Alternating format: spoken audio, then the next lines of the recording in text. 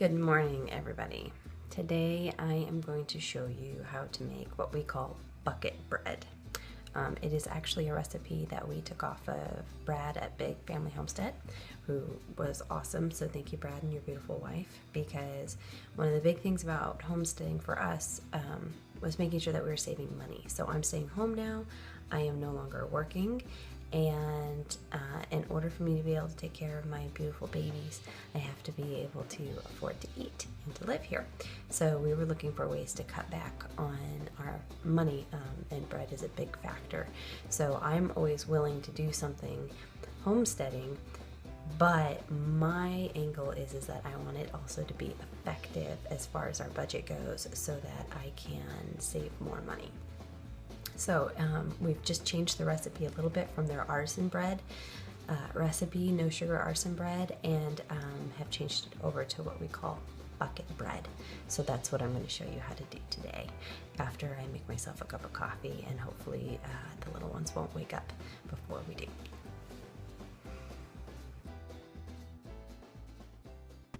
Here's your usual, Chris.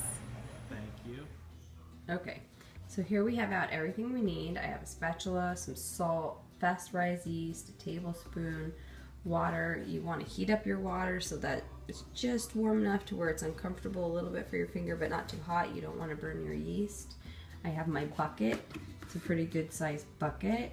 We actually get these from our local store, from the bakery department. They give us some of their old buckets that they don't use anymore.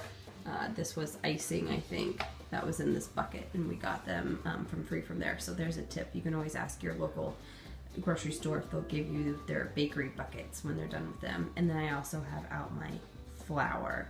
So what we're going to do is we're going to do 1.5 tablespoons of salt. We're going to do 2 tablespoons of fast rise yeast.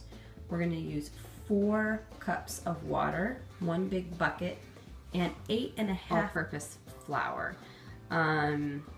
So I actually mix my flour. I mix my white and my wheat. I find then that I'm tricking my husband and my children into eating more wheat, but since they don't really care for it, and too much wheat in your bread can make it kind of unsavory, I don't know, depending on your family.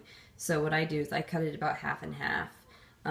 Maybe even a little bit more. So I might do 5 cups of the white and 3.5 cups of the wheat, and I feel like that helps to balance us out.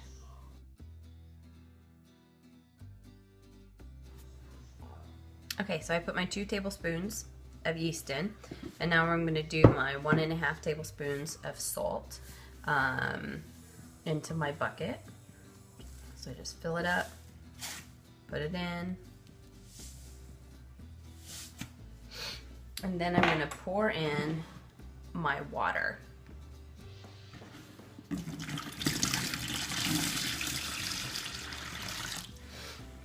And I just take, let me show you guys here. This is what it looks like then. Isn't that pretty? Ooh, pretty. And I just go ahead and stir that all together. You want your yeast all the way dissolved in the water. Stir it all up here. Ooh, it looks good. And stir up the salt. So this is what it looks like now. I've mixed in my flour, and I actually used my hand when it started getting too hard to mix with the spatula, because that was one of the great tips from Big Family Homestead, is that they, once it got too hard, she used her hand, and I thought that was a really good idea. So I'm going to put my lid on my bucket. And I'm not going to seal it down all the way. I'm just going to seal it down part of the way, because as the yeast rises, it will then cause gases in there, and we've actually popped off a lid before. And I am going to set it into a warm part of my house to help it rise, and then we'll check back in. Okay, so this is now about 2 hours and 20 minutes later. This is what our dough looks like, how it rose. And now I'm going to go ahead and knock it down, and then we're going to pull it out and knead it a little bit, and then cut it into loaves, equal loaves, so that we can put it in our pans. So I'm going to go ahead and bring it down here.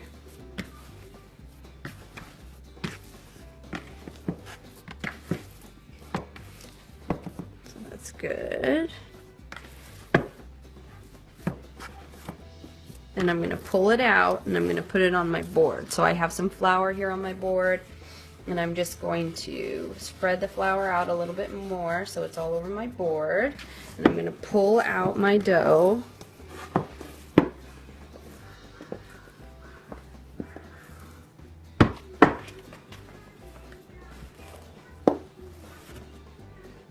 And put it on my board.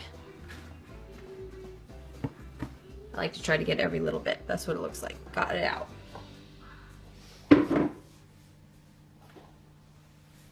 Okay, so now I have my flour. I'm going to put a little bit on my fingers here. And I'm just going to kind of knead the dough together until it's not tacky anymore. And I'm using some of this flour here. And if you need a little more flour, you can use it on it here to kind of knead it in together. I greased my pans. I went ahead and greased them. I only did 2. Usually this will give you three loaves, 3 equal loaves, but we're saving some for Thanksgiving because we want to have a fresh loaf on Thanksgiving, so we can put some in a Tupperware and put it in the fridge and keep it, and then actually bake it on Thanksgiving Day so we have a nice fresh loaf. Alright, so now we're going to cut this into about 3 equal loaves here so that we can get our 3 equal loaves of bread. And I'm just going to cut it with my knife. It should just come apart for you. And they may not be entirely equal, and that's okay. In my family, they all go down the same hatch, whether or not it's equal. But another good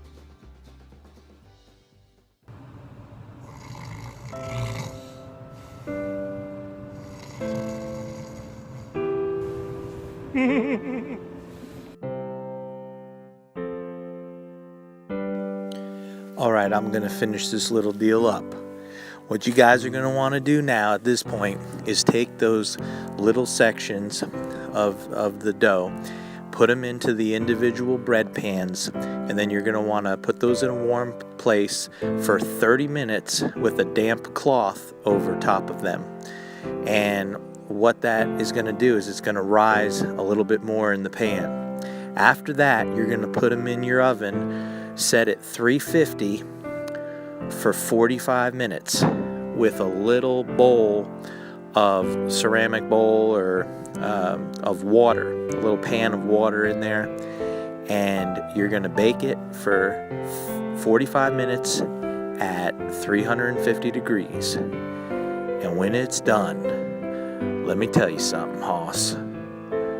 You're going to have delicious, yummy, lovey, dovey,